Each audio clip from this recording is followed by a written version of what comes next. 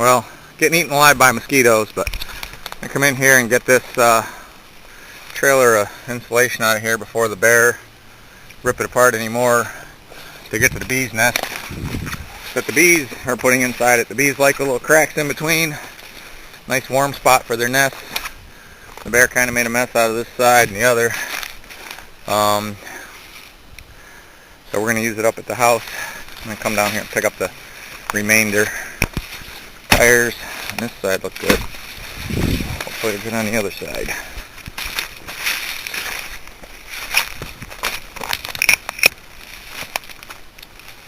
Well, one is anyway.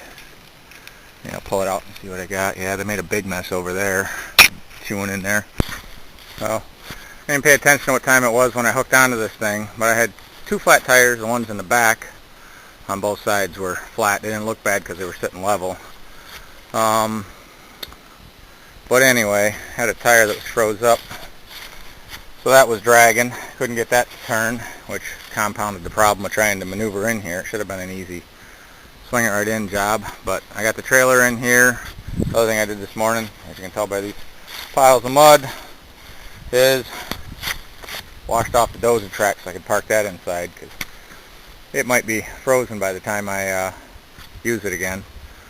So now I'm going to toss a bunch of this inside and spread it out, insulate the downstairs a little bit, and get it in there so it's ready to put up. So as we can get it put up on the ceiling, we'll take it away from the floor. But I think that makes more sense than anything.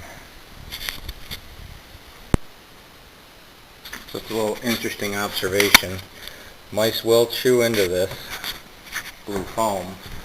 They won't make a hole in it if you don't give them a place to start, but if you give them a hole, like out on there, let me zoom in and out.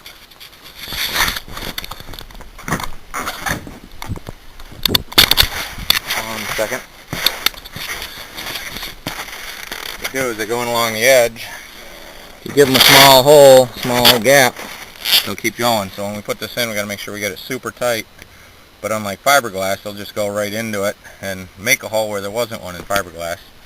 So we got to make sure we keep this good and tight, not only for insulation reasons, but to keep the mice out as well. And alright, we got the scaffolding moved down. Doesn't look much different unless you compare it to directly what we had before, but the scaffolding is now below the top wall, which took a little bit of screwing around. Working by yourself isn't easy. Trying to hold planks up at both ends.